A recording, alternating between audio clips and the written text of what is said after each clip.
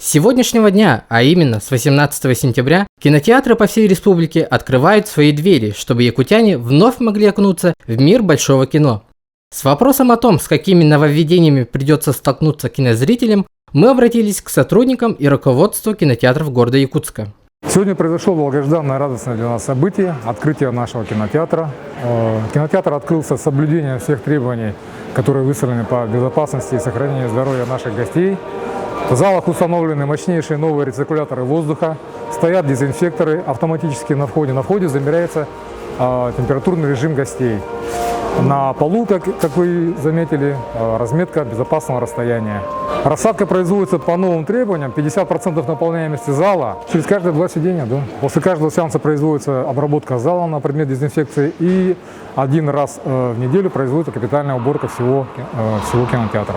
В связи с этой пандемией у нас, как видите, каждого посетителя при входе мы измеряем бесконтактным градусником температуру. Выдаем масочки, если нет масок. Дальше идут антисептики.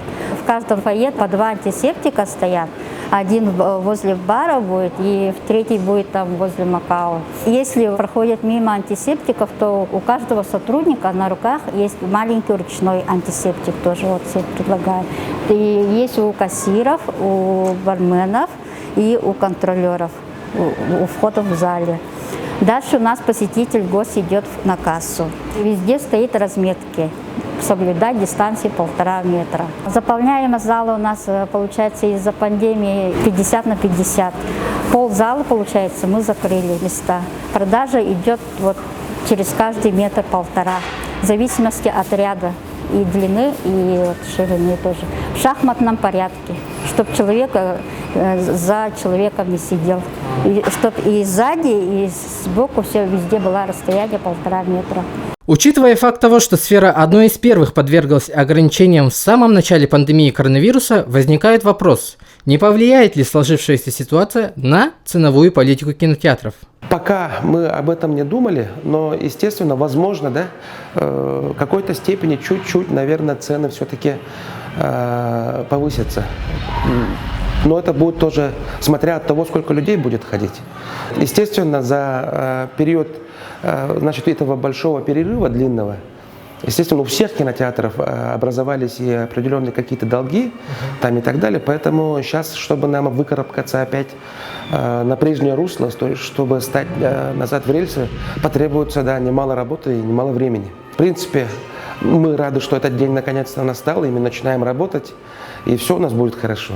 На сегодня зрители могут насладиться новой работой гениального Кристофера Нолана «Довод», «Мулан», «Антебеллум» и новыми «Мутантами». А стоит ли ожидать новых шедевров от якутского кинематографа? Ожидаются фильмы «Чарин», «Бейберикян» 2 часть, «Охота на севере», фильм ужасов, по-моему, «Мистика» от Скрыбыкиной. Итчи. Помимо этого еще «Солдат» Сюряга. В общем, да, достаточно. И, конечно же, большая премьера Тагын Дархан ожидается. Поэтому в ближайшем будущем у нас есть что посмотреть. Во время действия ограничительных мер возросла популярность онлайн-кинотеатров и стриминговых сервисов, таких как Netflix, Ivi, Okko и другие. Поэтому некоторые картины, минуя театральный прокат, сразу попали на цифровой релиз. Одним из ярких примеров может послужить релиз мультфильма «Тролли. Мировой тур», который показал весьма неплохие результаты, и студия Universal даже подумывала отказаться от проката своих проектов в кинотеатрах. Феноменальный успех показала свежая кинопремьера «Мулан» от студии Disney. Она вышла не только в кинотеатрах, но и в стриминговом сервисе Мушонка, заработав более $260 миллионов. Эту сумму не придется делить с традиционными кинотеатрами.